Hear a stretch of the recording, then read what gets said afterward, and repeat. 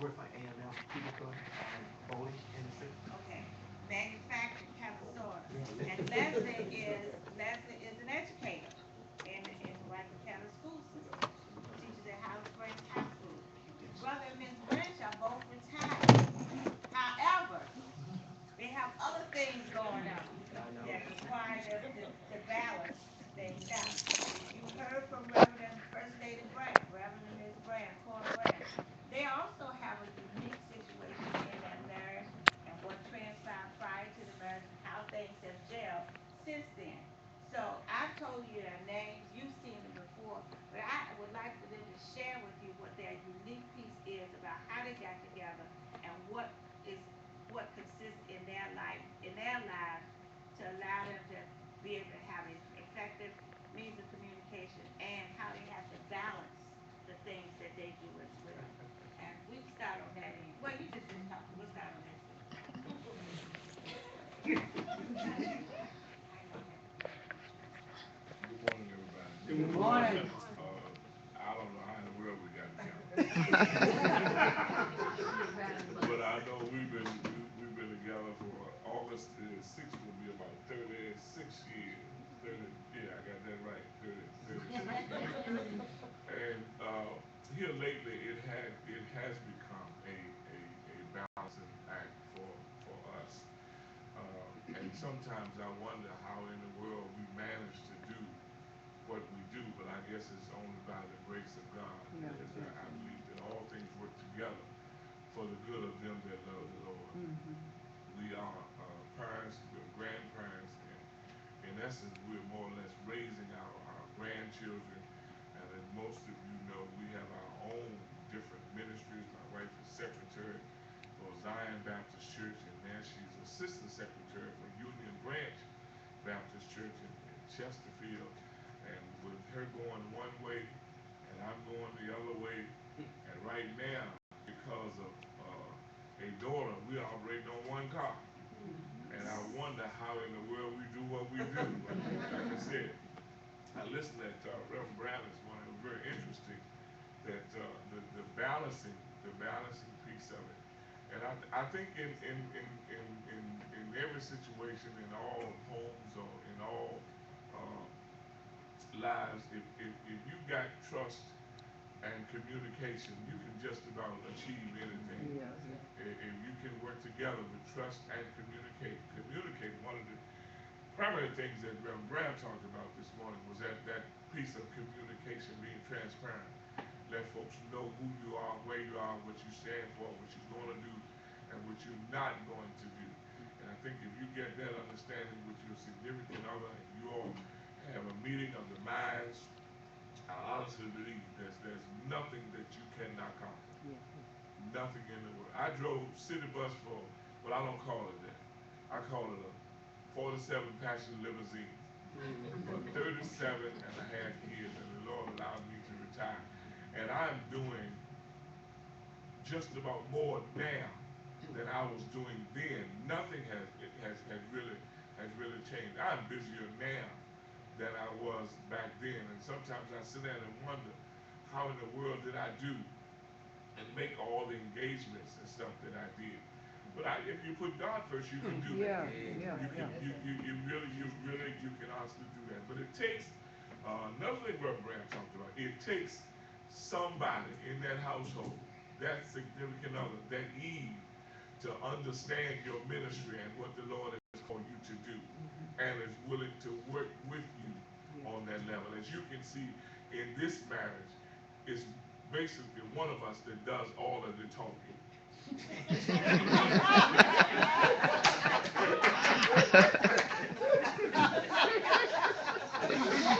The other one is just a, but anyway, it's all good. The other thing before Carolyn was the other thing that's very unique about them is they have um, when they married they have two sets of children that had to be fused, and there had to be some very logical communication between them as well as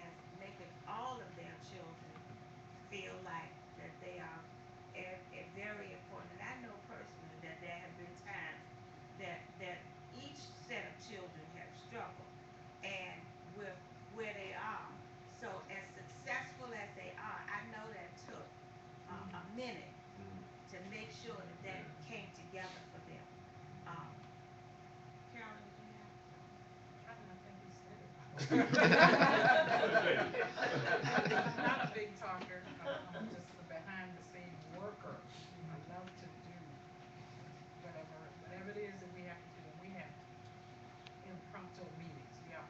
I mean, it's like we're at one place. We say, okay, the schedule for today is this, and we always communicate. We have to, because we've got uh, the two daughters and three sons, and it's always work. Plus, we have a daycare. We've got the two boys. We send them to school in the morning, then we pick them up every day, Monday through Friday, and that's another job that we have on top of everything else. But we have to juggle rehearsals, meetings, everything. Just we work. We make it work. Jesus, we and Jesus make it work. Yeah, yeah. Right now, I'm the chauffeur Okay. because some of you may know Johnny had a fall in April. I mean, a fall, and when you're at this age, you have to. And once you fall, it's never the same. So I'm watching him very carefully. Yeah, I'm doing, yeah. right now, I've taken over all driving, so I drive to get us where and we haven't missed the mark yet. We're still doing, Yeah, still yeah. doing whatever we have to do. As a matter of fact, we've got a funeral today at 1. He's got to sing. I've got to do the acknowledgement. So we're still doing whatever we have to do. And then we have another program at 5. A banquet at 5. Amen. Listen, anything. Good morning. Good Good morning. morning. I guess I'm the talker of my family. Um, One thing I do desire is to look half as good as you guys, because at 37, I'm telling you, God has really kept you.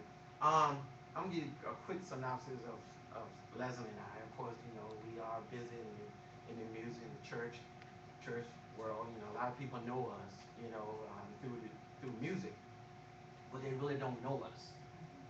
They just know us through the music, and so a lot of things behind the music that God had really showed Himself mighty in, and that is, we both um, have church background. We both came out of church, and I was, grew up in the church, so was she. And we both had previous marriages.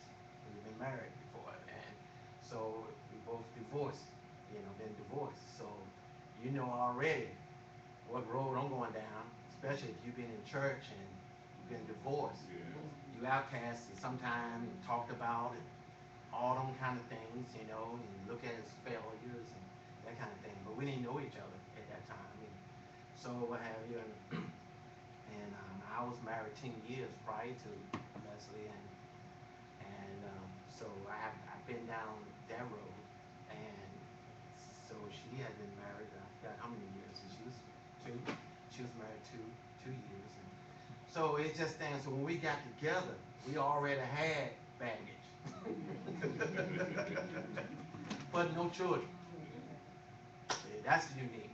We didn't. I was married 10 years, but we didn't have any. I didn't have any children by my ex-wife, and but we was trying during the time, but it just didn't never happen.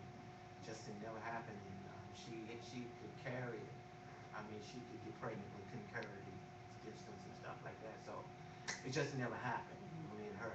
But anyway, and also we both have different backgrounds, education-wise. Leslie has a degree. She has a career. I have a job. It's a difference. So sometimes you have to deal with that. You got this stigma of you think the perfect guy or the perfect woman with a degree and so forth and so forth. So we had to talk about that. When we first met, real quickly, I had an old car. I had an old blue car with a rust door on it. So I come to pick. I was dating Leslie at the time, and I picked this bougie woman up, and she looking at my car. And of course, she liked me, but she didn't like the car. So I knew, she Miss BCU, and I knew that she had all of that when I met her. So when I went to pick her up, she said, well, here, we can go out in my car. I said, no, I want to drive mine. She said, well, I'm perfectly fine driving mine. I said, no, I just want to drive my car. I know what she was doing. She was embarrassed to drive around my blue car with the rusty door, and I understand that. But that was my test. That was my personal test. If she go out with me in my blue car and my rusty door, yeah, she for me. All right, all right. That was my test. And so I never get, thank God she got in it. She had a trench coat on with sunglasses. But we went out. We went out and had a nice time. But she did say this, oh, you better get a new car. And I did. So we have that thing, we talked about, it's a difference in finances. She make more money than I do. I ain't got no problem with that. We'll talk about that later.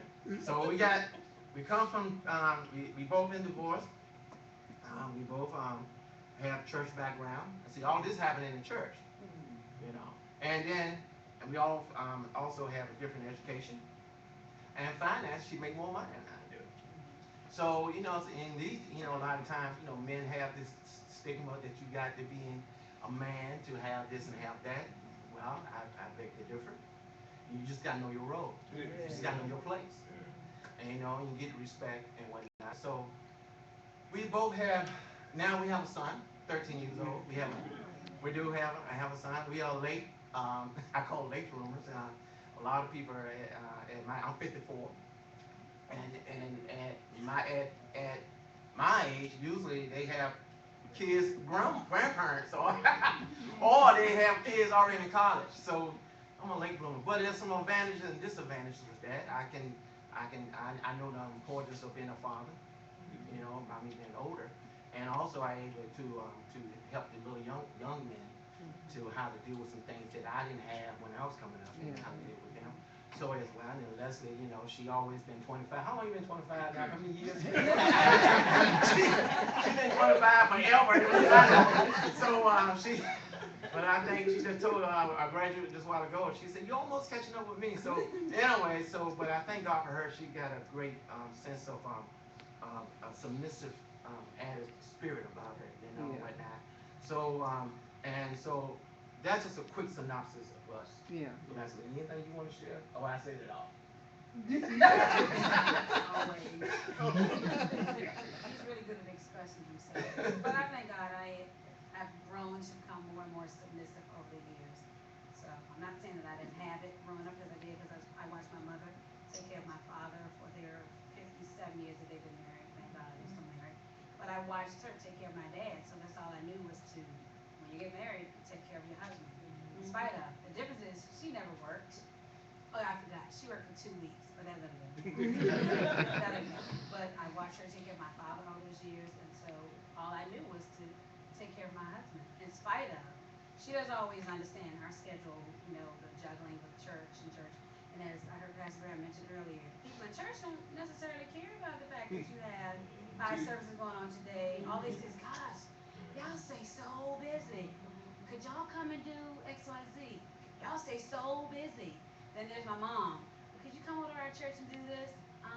You just said we stay so busy. Oh yeah, I know. But so it's just a matter of, balancing, educating, and keeping it prioritized with a smile.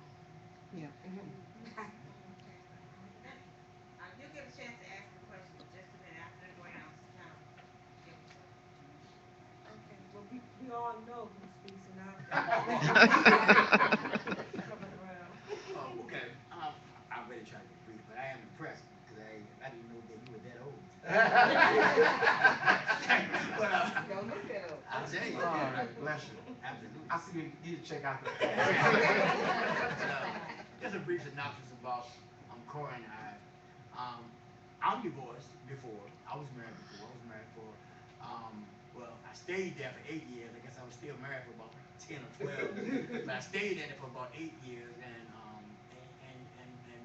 Cora was not married at all when be that. I will not tell her age. I will not be slapped in front of everybody. I won't tell her I'm age. 25 too. Right, and hold it, and hold it. But I was married before. I had two older kids. I have a 24-year-old and a 23-year-old. Um, so I was married before. I had plenty of baggage. I mean, you name it. Ex-girlfriends, ex-wives. I was a little wannabe player, a little thug. I was. Yeah, you would. Yeah. So, I had baggage and I had issues.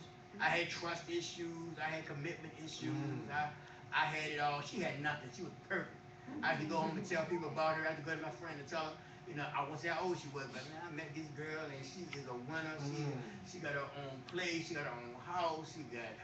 She got no kids. Ain't never been married. And I think I can take her. I think I can take her boyfriend right now. She is perfect. I just wish she would just look at me.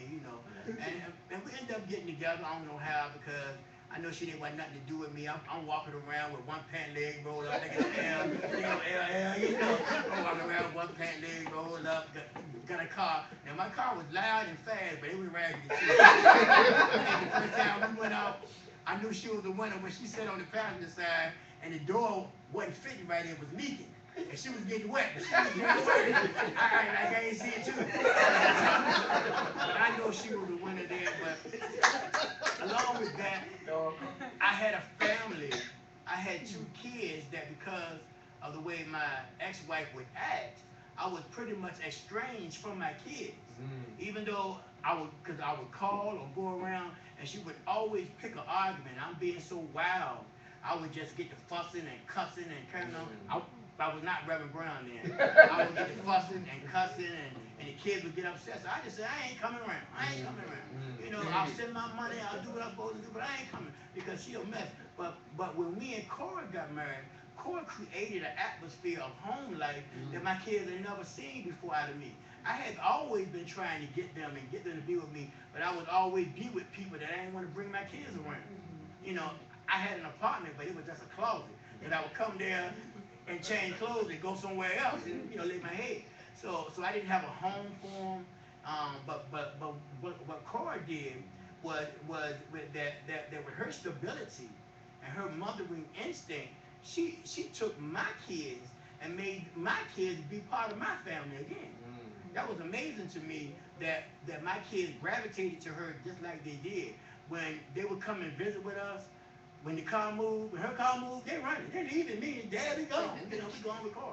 And not only was she able to take my kids, but then when we had a child, she didn't just shut my kids out and say, okay, I got my own child now, so I ain't got time for you. But she kept on blending them. And matter of fact, she is still blending them. She still blends them and make sure. Before I met Cora, I didn't even hardly have enough sense to save money to go buy them Christmas gifts. And she would help me save money to go buy them Christmas gifts. And things like that. And it just made a marvelous difference. So not only was she the perfect one for me to help restore what God had given me family-wise, but also when I came into the ministry. And it's real funny because the story is she was dating a minister in college. And because he was a minister, she didn't want to date him no more. Because I'm not ready to be a first lady. Well, when she met me some years later, now keep in mind, I'm walking around with one pant leg up. I got all my music blasting in my car there, squealing with. I could love to squeal my child on my car. I thought I was, Anyway, I was wild. And we got married. I don't know how. That was one of the greatest acts of anybody ever had done. I convinced this nice, sedate woman from Houston to marry this roughneck from Church Hill. I convinced her. And then I told her that I was called to preach. Didn't look like a preacher. Wasn't preaching for nobody. Wasn't even saved. But I knew I was called to preach. And you should have seen her. She was so flabbergasted. But let me tell you this. She has been the biggest support for me that I could ever have. She don't say much, but she do everything. Anything I need. I had some health issues, even though I didn't want to admit it. Diabetes and such, and sometimes my eyes are get blurry, and I can't see. She drives. She won't let me drive now. I can drive to work, but I can't drive at night, even though I can see. But she won't let me drive at night because she's concerned. but she's been the biggest help. There's been times when I've had to preach and couldn't see, Wonderful. and she would take my concordance or she'll take the computer and she'll hunt scriptures and she'll read. And I am not a person that you can easily help. She reading the scriptures. I tell her she ain't reading it right. Read that again. Let me hear it one more time. But but what she does for me, it with all of our various situations, with everything that we've gone through, from the family blending, from my financial difficulties that I had when I first met her. I mean, not just being broke, but being more than broke. From all the difficulties that we've had, I'm in the ministry as a pastor now. The time and the balancing and all that. She's always dealt with me and the situations that I have in love. That makes it easy. Yes, Wonderful. amen. We have, Mm. amen. We have a 10 minutes now. What we like to do is open the floor for questions. You've heard their variety of situations and how they blended their families together. What we like for you to do now is to ask them some questions about whatever's on your mind that they care to share. They've shared a lot with you, but we want the questions now to come from you to them. And we purposely chose these variety of things so people wouldn't think that you look. I looked at Henry and Lester when I first met them, and they told me both of them had been married. I was like, what? Because they just didn't. I know them musically, but talking to Henry and talking to Lester on the phone and sharing some things with each other, I learned a lot more about them. Most of you don't know, when Tyrone and I were living in Fairfield, what was the name of the apartment? Glenwood. Glenwood Townhouse. And Ty was like, two or three. Eric, where's my paperboard? He couldn't bring us paper. And so when Jasmine Jones introduced us to Eric at one of her birthday parties or something, he said, I used to bring paper to y'all. I said, what? You grown up like didn't realize it. That's right. And of course, the history of the Branches and I go way back, even before Carolyn. I used to play. Johnny used to come and pick me up in Fulton. I was 13 or something to play for Chicago Avenue Baptist Church gospel, the gospel course, Wow. Chicago Avenue. That's how long Wow. our relationship. And so I asked them because I know that there were a variety of situations that I had experienced with friendships with them. So y'all ask them questions. And I feel so old when I hear that. I feel so old. These, I used to pick her up in she was 13, and they say I was grown then. but look at the trust factor. Look at the trust factor. My parents Yeah, oh didn't yeah. have a problem Mm-mm. with him coming to pick me Blessing. up and take me to the church That's to wonderful. rehearse and play this choir. Wonderful. That's amen. How much of a priority is it to each of you that you have some time together for yourselves, away from the church and away from your careers and things of that As nature? a couple or individually? I don't know what the time is. Because As a there's some couple? time constraints, but yes. How important? How much of a priority, or is that being neglected? It's not neglected here because we, every chance we get, if we see a few minutes, an hour and a half between any other event, we go to eat. Can We y'all hear sit them there back there? by ourselves and we go eat. And we like to spend time at home. I like basketball, football. That's our time. Or get your big screen and just sit there and fun. That's our time. With me, I think by me being divorced. One thing I learned, personally, is one thing to go through something. It's another thing to learn from what you went through. Because if you didn't learn anything, chances are That's right. it's gonna happen again. Yeah, That's yeah, right. yeah. So I learned from my previous divorce and that the importance of things as such as spending time and knowing how to prioritize things in life. So I know the value of spending time, or I tell Leslie, a lot of times I say, unfortunately for my ex-wife, that was like my learning curve. So she's benefited from what I I learned. So I know now, through the flowers, through all the little things that you think he want nothing for his church. When Pastor Brown was talking about the what's the importance of God, family, and church and whatnot, and I think the young lady, when I understood where sister was coming from as far as that. That's something I talk about all the time. I know because I was church. I mean, I know what it is to be an almond bearer for your pastor and be there, be faithful. But yet my home was tore up.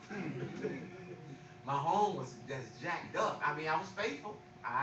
If people love to hear me play, they love to hear me make them shouting, people shouting and all over the place, and my home is tore up. And so I know the importance of knowing how to make my family first. God, my family, and everything else fall right there. Because I know at the end of the day, my wife gonna have my back. At the end of the day. Yeah, but I'll just say quickly, I had to learn that if there are things I want to do, um, the priority, I have to set my priority and get my priority value. So, where I had to prune some things out of my life, some things I love. Like I told you about the bowling, I love it. I mean, I love it. But I had to prune some of those things, hanging out with the fellas. I had to prune some of those things because other aspects of my life were so busy that if I did all the things I wanted to do, I would crowd my wife out of my life. So rather than say, well, I'm gonna try to do the bowling, try to do the hanging out with the fellows, I try to do this or that. I say that stuff has to go because like my brother said here, at the end of the day, it ain't gonna be the bowling that got my back. It's gonna be my wife that got my back. And so if you're gonna make something a priority, which being with my family, being with my wife is, you may have to prune some things because you can't be all things to everybody and be everywhere. So you have to make up in your mind how important it is, and my time with my wife is important. Even if we ain't doing much, we in the same house. We round each other. I peek my head in all the time. She'll tell me all the time, you're supposed to be getting the sermon now, yeah, but I just gotta peek my head in the door, make sure it's that good, make sure, just to let you know that I'm thinking about you. And I'm not just absorbed in what I'm doing. But some of the other things that I would be doing, fellas call, hey man, let's go somewhere. Can't go. Because either I got to stay and do this and spend time, or I got to leave out of my house and put my relationships that are important to me, more important than you, in jeopardy. Not to do that. Any other questions? Yeah, I got a question for all three of them. What part did you think God played in Mm, your being married to each other? mm, wow. You can go first.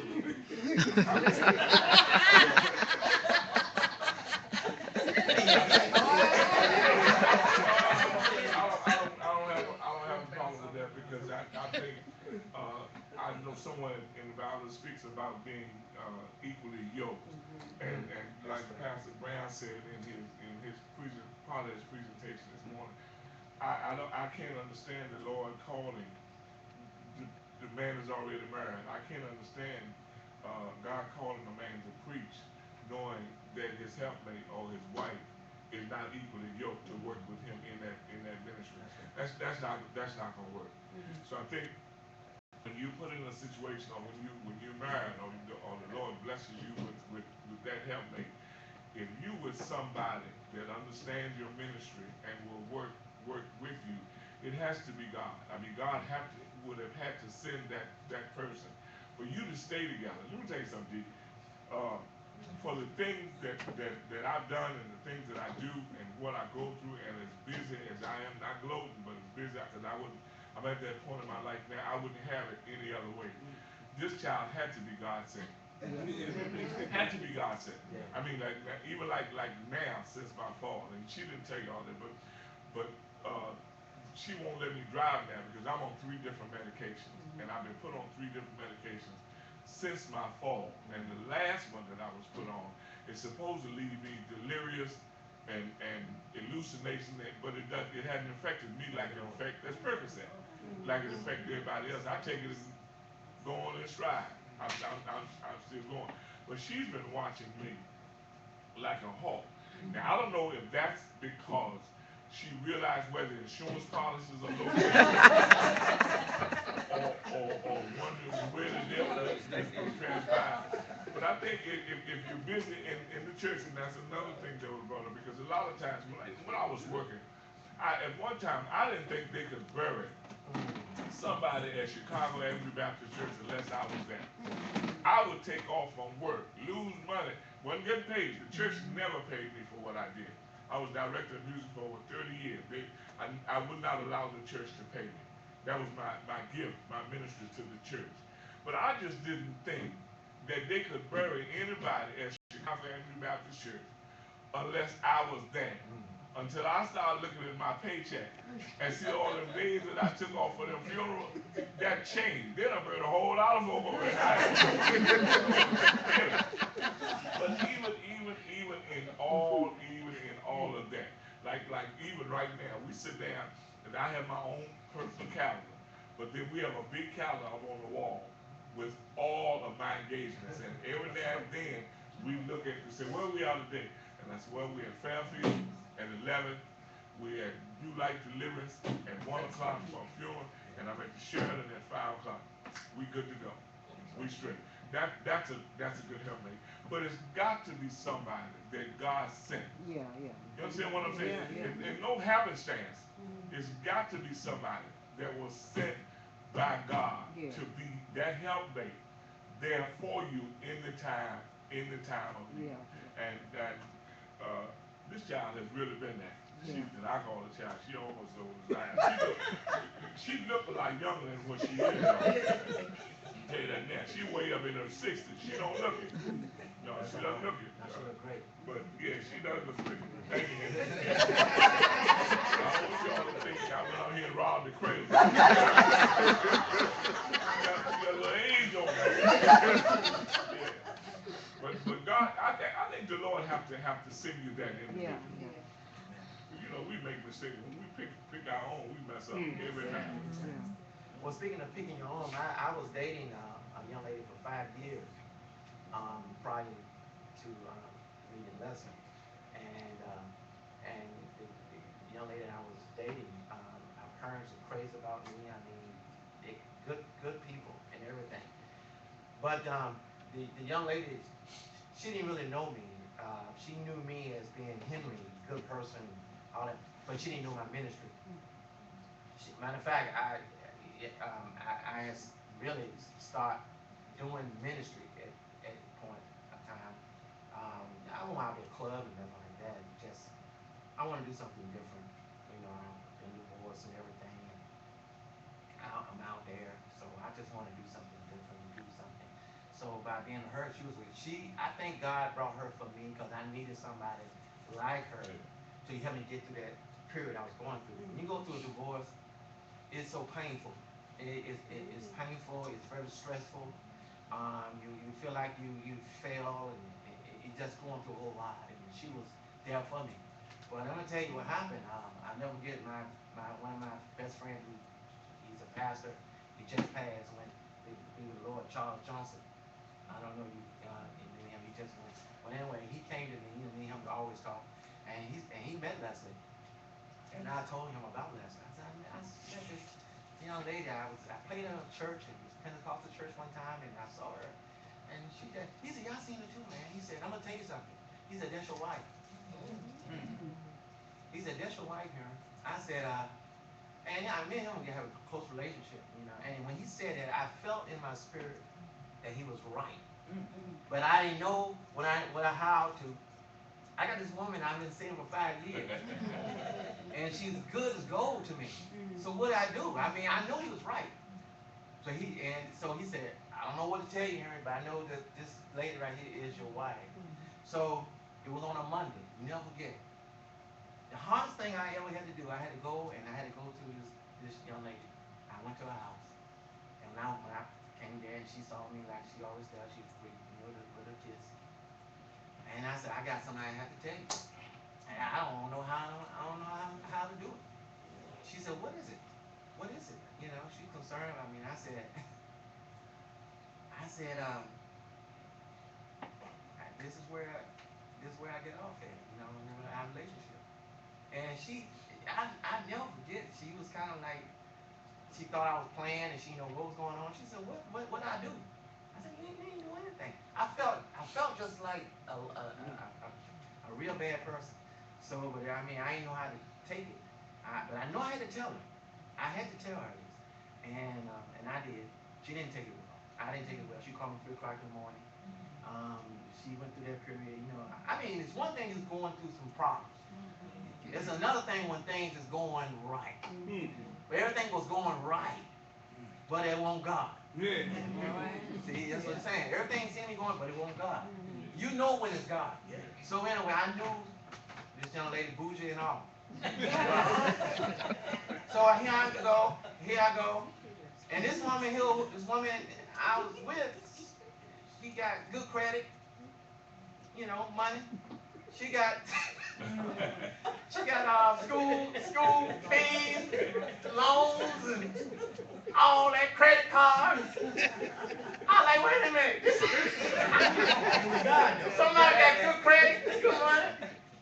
It's this right here, but still it was God. So anyway, so I end that, and thank God for it. I tell you, it was the best decision. I tell Charles all the time. I said, Charles, I said, man, I thank you for giving me that word, because this is you know, the scripture just says when when um when the Lord give you a word, Satan come immediately to try to steal. Yeah. And see, I know if I would have waited, if I didn't do that the enemy was gonna come and steal that word right from, or talk me out of it. Yeah. So I had to act immediately, and I did, and act suddenly. And that's how come I got my princess with me now. All Acting, you know. Well, I'll be real quick. I will say that I knew it had to be God for me and Cora, and it couldn't have been in no other way, because it was a time when I should have met Cora. I should have met Cora maybe 5 to 6 years earlier than what I did. I should have met her when I was about 31, or so, 30. I was managing a Pizza Hut, and I can remember all her friends. Her friends were cute as on the way, and I was wild as on the way. They used to come in my Pizza Hut, and I was backing it all up, talking to them, and we were having a good little time. I was managing, I was glib, and I was articulate, and I'm, giving away free food, and I did it all. Free pizza, no pizza.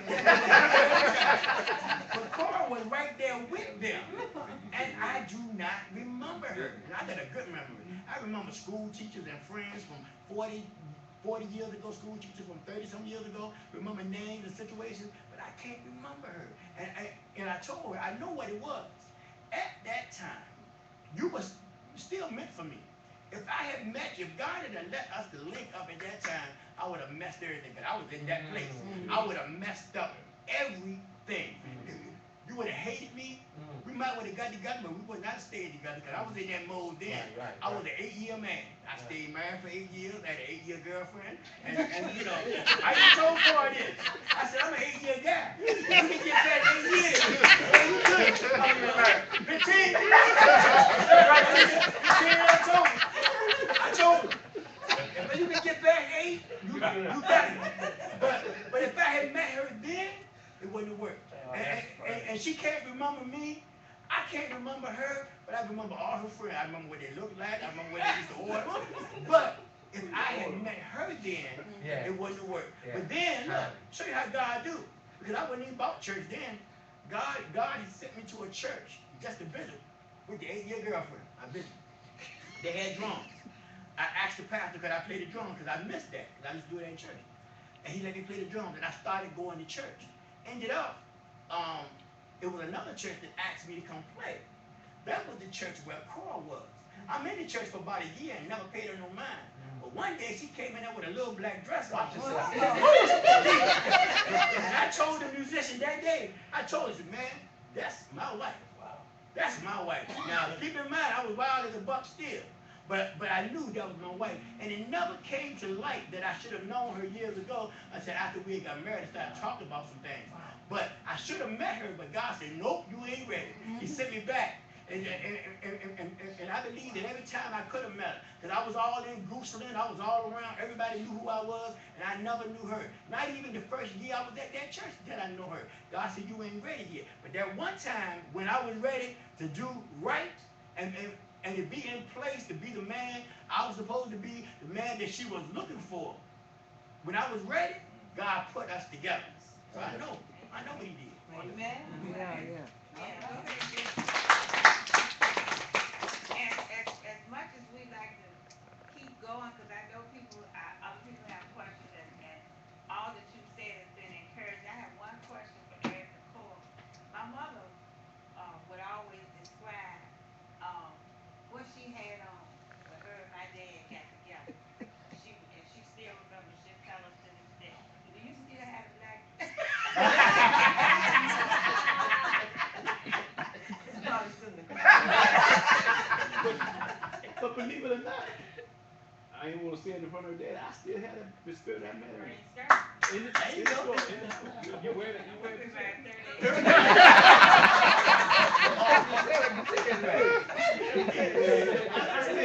Every now and then I model around. Put the green dress on for today. Just saying here. But anyway, we just want to thank y'all. Let's give it another. Yeah. We will do this again, and don't be surprised if when we get the feedback and when our people start telling other people what they missed. When we get, don't be surprised if you get a call back again and share some things. Wonderful. Rep Taylor, Rep Holmes. I just like to, recognize both facilitators, Reverend Brand and Reverend Sheila Harris, and Amen. also Yes. would like to recognize Sister Gilly at all of your vigils. Another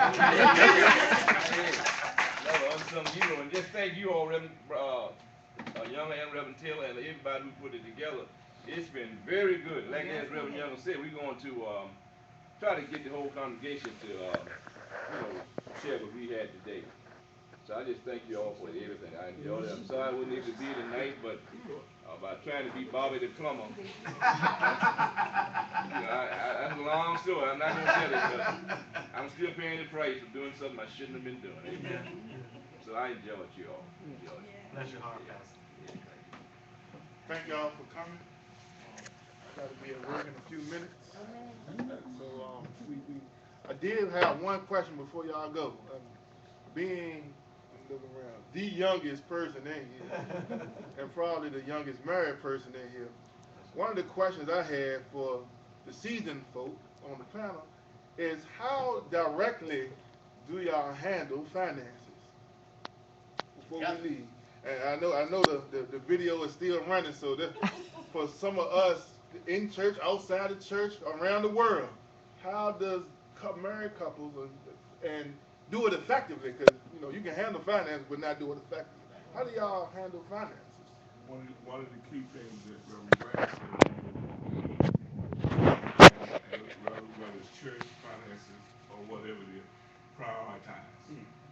That's the key word. You know what you have to, and that might be generally speaking, but you know what you have to do, you know what you need to do, you know what you need to let go.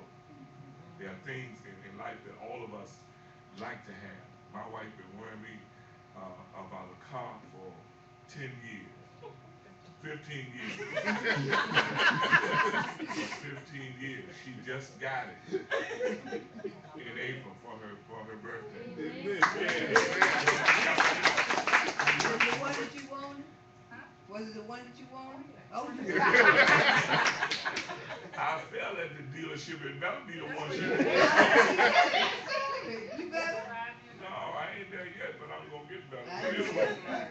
anyway, there's a lot of things we want in life, a lot of things we want to do. But you have to prioritize. You have to put your priorities in place. And then I've learned, ain't nobody told me this, but I've learned if you tie, Tell him, Now, a lot of churches don't, a lot of pastors, I think they because they're scared of the congregation or whatever, but they don't preach tithing. My pastor at my new church, Union Branch, he talks about it, but he talks about it in meetings and such. They just preachers don't preach tithing.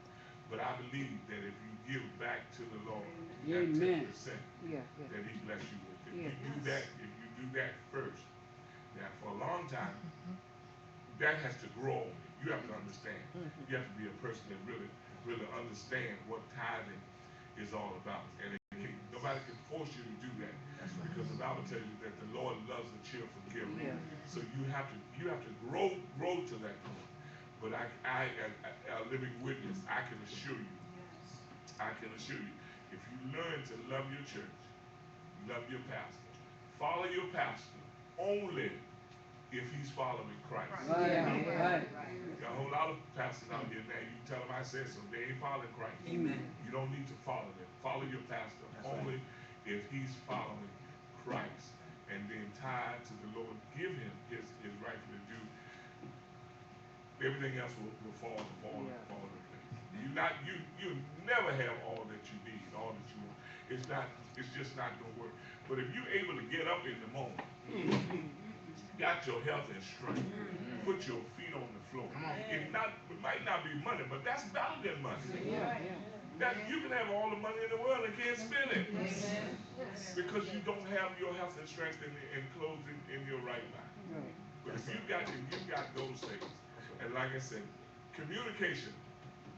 I mean, the wife said, "Well, we need a new car." Yeah, she can sing that for 15 years until you get to the point where you can see where you can afford Yeah.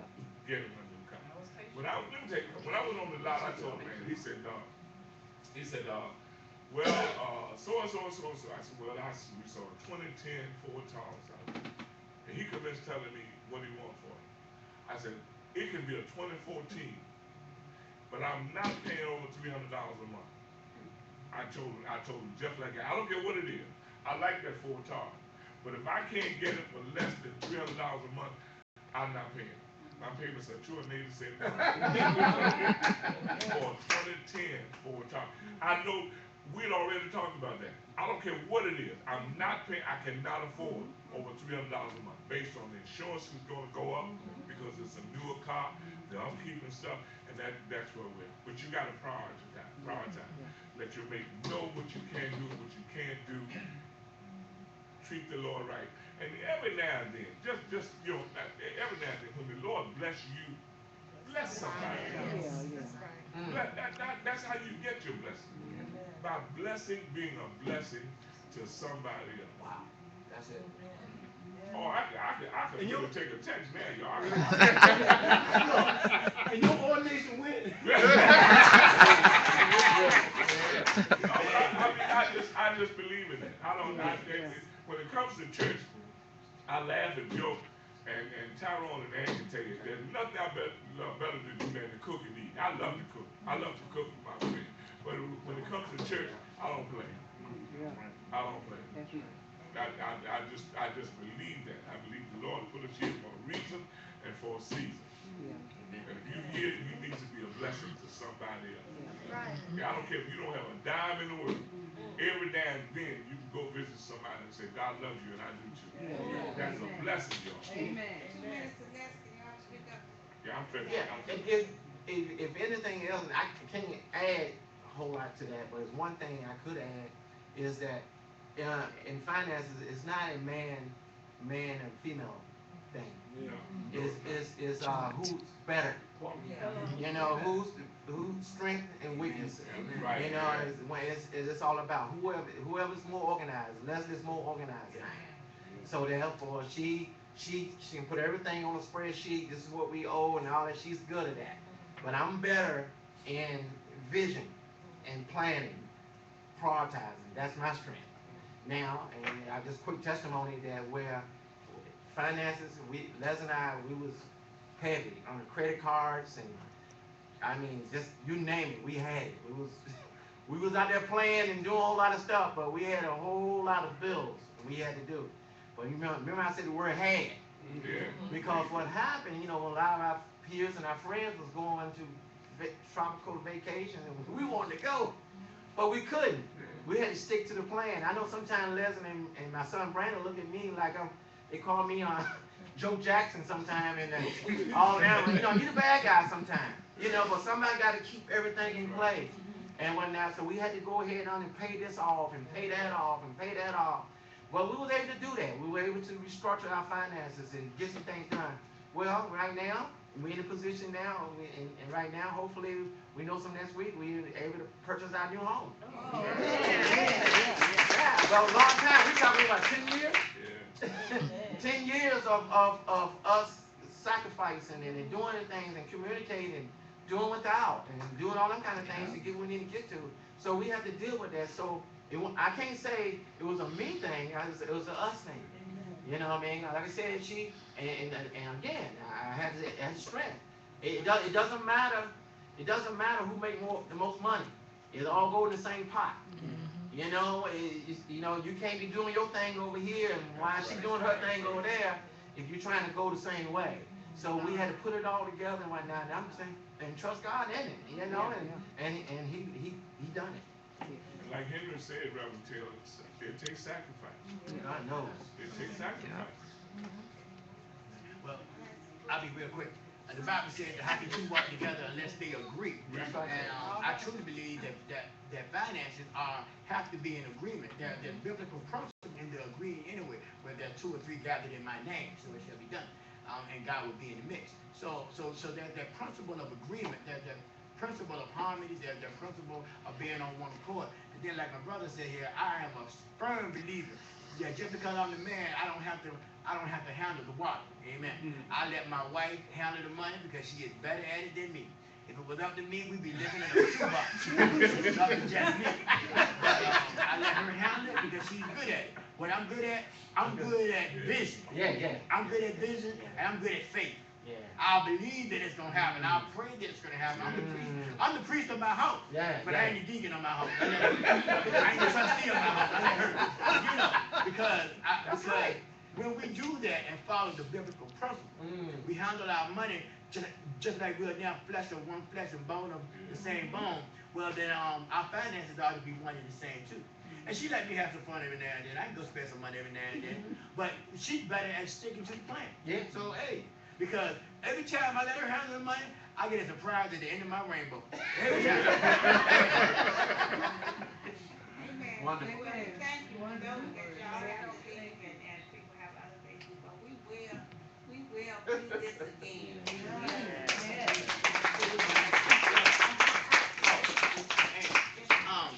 I have a handout that I didn't get a chance to get to that I really want to share with everybody.